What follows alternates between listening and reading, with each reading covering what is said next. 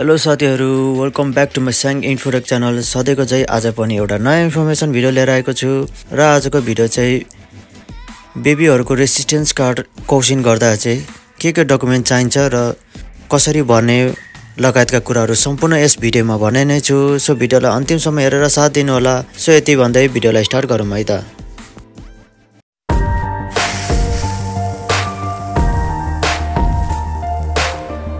साथीहरु, गुगल और सफारीमा गएर जाइरु किखान कोसिन केउखा सिन्सेछु भनेर टाइप गर्नुहोस्।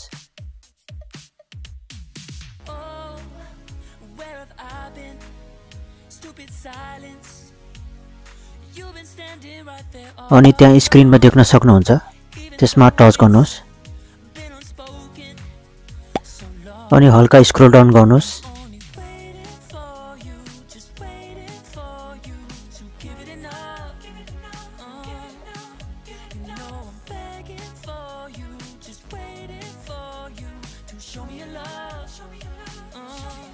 अनि साथीहरु त्यहाँ देख्न सक्नुहुन्छ खाजुको ताइजाई भन्ने देख्न सक्नुहुन्छ। सो त्यसमा टच गर्नुहोस्।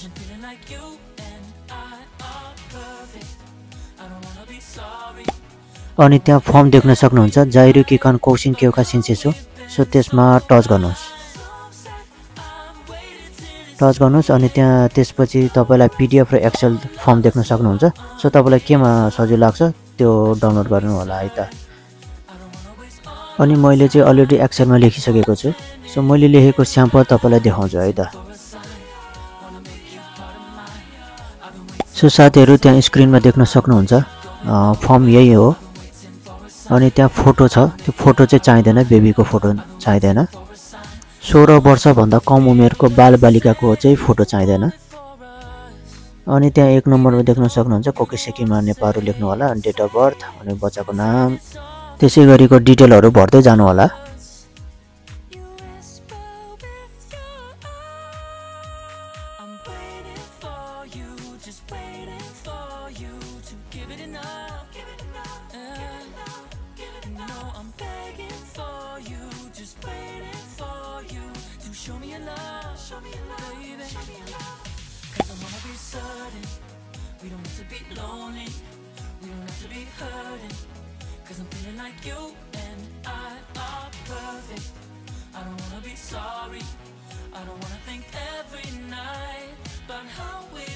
यो फर्स्ट पेज गर्नु भइसकेपछि अब अर्को पेजमा जाउँ है त। साथीहरु यो पेज चाहिँ भन्नु पर्दैन, त्यसैले अब अर्को त्यो पेजमा जाउँ। सो साथीहरु यो 17 नम्बरमा देख्न सक्नुहुन्छ, 17 नम्बरको 1 र 2।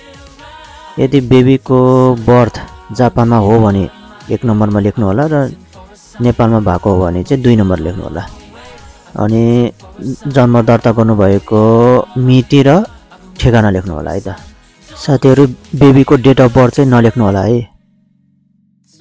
अनि त्यसै गरी मैले लेखेको जस्तै भर्दै जानु होला है त।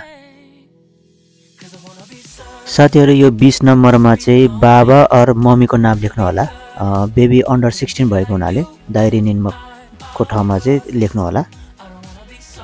अनि बेबीले तपाईलाई के पर्छ, ओतोसान भने ओतोसानको खान्जी लेख्नु होला, चिची और हाहा लेख्नु होला।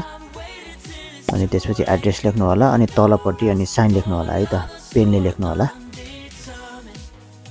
अनि यति गर्नु भइसकेपछि अब अर्को नेक्स्ट पेजमा जाउँ। साथीहरु त्यो 1 नम्बरमा देख्न सक्नुहुन्छ बेबीको नेम अनि जाइरो कार्ड लेख्नु होला। अनि 2 नम्बरमा चाहिँ फुयोसा सपोर्टरको नेम, डेट अफ बर्थ अनि कन्ट्री, जाइरो कार्ड लगायतका डिटेलहरु भर्दै जानु होला है त।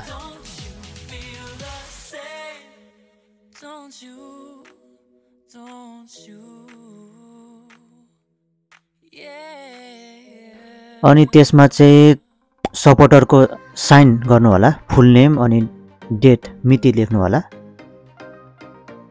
सो फर्म यति नै हो। सो तपाईहरुको लागि चाहिँ मैले सजिलो होस् भनेर लिस्ट बनाएको छु। डिपेन्डेन्ट भिजा रिन्युअल गर्दाखेरि बच्चाको डकुमेन्टहरु के चाहिन्छ र सपोर्टरको के डकुमेन्ट चाहिन्छ भनेर मैले लिस्ट बनाएको छु। सो त्यो स्क्रिनमा देख्न सक्नुहुन्छ। 1 नम्बरमा छ जाइरु किखान कोसिन केउखा सिन्सेछु, जुन अघि भर्खर हामीले गरिसकेको छौं है। अनि 2 नम्बरमा छ बेबीको जाइरो कार्डको फोटोकपी अगाडि र पछाडि, अनि 3 नम्बरको पासपोर्टको फोटोकपी छ भने है। अनि सपोर्टरको चाहिँ चाहिने भनेको जाइसोको सिएमएस हो, अनि जुमिनी हो सेताई जेनिन सबैजना फुकुमु भएको जुमिनी हो निकाल्नु होला। अनि त्यसपछि खाजे सिएमएस हो, नोजे सिएमएस हो, अनि जाइरो कार्डको फोटोकपी अगाडि र पछाडि, अनि त्यसै गरी पासपोर्टको फोटोकपी पनि गर्नु होला। सो यति गर्नु होला। अनि यति गरिसकेपछि अनि न्युखानमा भिजा सिन्से गर्न जानु होला है त। सो भिडियो यति नै हो। यस्तै इन्फर्मेसन भिडियो हेर्न चाहनुहुन्छ भने च्यानललाई लाइक, सब्सक्राइब, कमेन्ट गर्न नबिर्सिनु होला। बाँकी अर्को नयाँ भिडियोमा भेट्ने नै छु। धन्यवाद।